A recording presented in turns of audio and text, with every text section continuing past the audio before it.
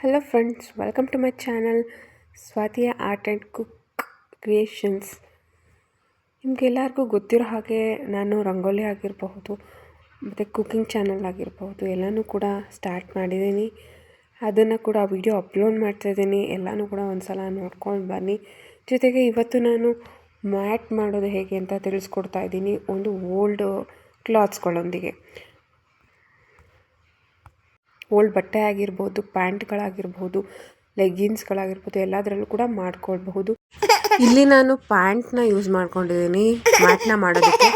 ನಂತರ ಅದನ್ನು ಎಕ್ಸ್ಪ್ಯಾಂಡ್ ಮಾಡಿ ಇಟ್ಕೊಂಡಿದ್ದೀನಿ, ನೀವು ನೋಡಿರಬಹುದು. ನಂತರ ಇಲ್ಲಿ 2 ಬೆರಳಿನ ಸಹಾಯದಿಂದ 2 ನಾಕ್ ಮಾಡ್ಕೊತೀನಿ ಅಷ್ಟೇ.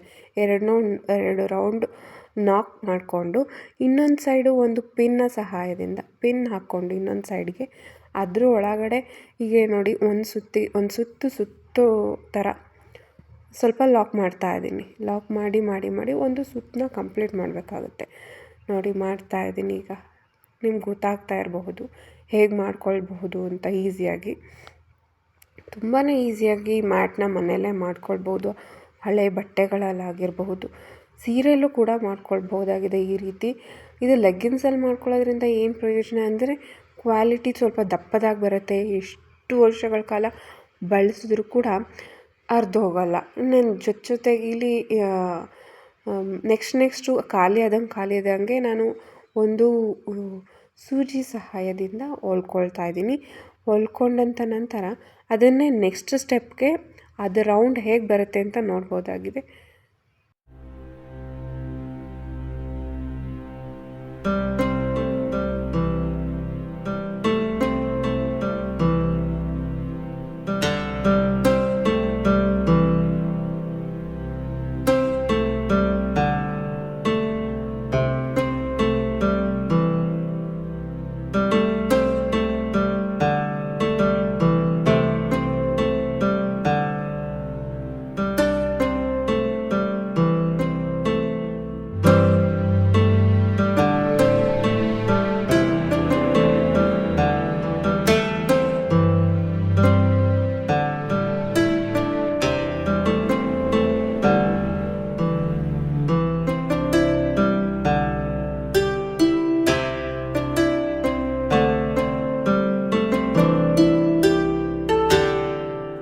ನೋಡಿ, ಇಲ್ಲಿ ಹೊಲ್ಕೊಂಡಾದ್ಮೇಲೆ ನೆಕ್ಸ್ಟ್ ಯಾವ ರೀತಿ ಮಾಡ್ಕೊಳ್ಬೇಕು ಅಂತ ತಿಳಿಸ್ಕೊಡ್ತಾ ಇದ್ದೀನಿ. ನೆಕ್ಸ್ಟ್ ರೌಂಡು ಪಿನ್ನ ನಾಕ್ ಮಾಡ್ಕೊಳ್ಳಿ ಒಂದು ಸೈಡ್ಗೆ.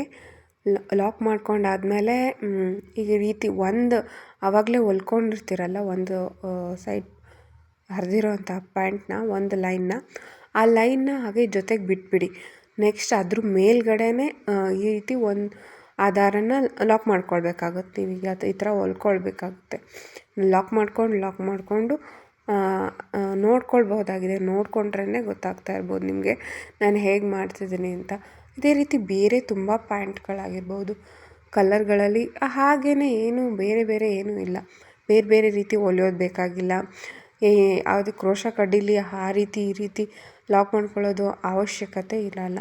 ನೀವು ಒಂದಕ್ಕೊಂದು ಚೈನ್ನ ಸಹಾಯದಿಂದ ಮಾತ್ರ ನೋಡಬಹುದಾಗಿದೆ. ಒಂದು ಕೆಳಗಡೆ ಅಲ್ಲಿ ಸ್ವಲ್ಪ ಗ್ಯಾಪ್ ಇರುತ್ತಲ್ಲ, ಅದ್ರ ಮಧ್ಯದಿಂದ ಒಂದು ಪಿನ್ನ ಸಹಾಯದಿಂದ ನಾನಿಲ್ಲಿ ಹೊಲಿತಾ ಇರೋದು. ನೋಡಿ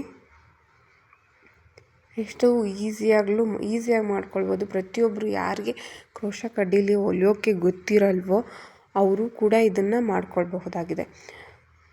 ನೋಡಿ, ನಾನಿಲ್ಲಿ 4 ಕಲರಿನ ಯೂಸ್ ಮಾಡಿದ್ದೀನಿ. ಒಂದು ಪಿಂಕ್ ಆಗಿರ್ಬೋದು, ತುಂಬ ಚೆನ್ನಾಗಿ ಒಂದೇ ಕಲರಲ್ಲೂ ಕೂಡ ಮಾಡ್ಕೊಳ್ಬಹುದು. ಕಲರಲ್ಲಿ ಹೊಲ್ಕೊಂಡ್ರೆ ತುಂಬ ಚೆನ್ನಾಗಿರುತ್ತೆ. ಹೊಲ್ದಿರೋ ಈಗ ರೆಡಿಯಾಗಿದೆ. ಪಿನ್ನ ಸಹಾಯ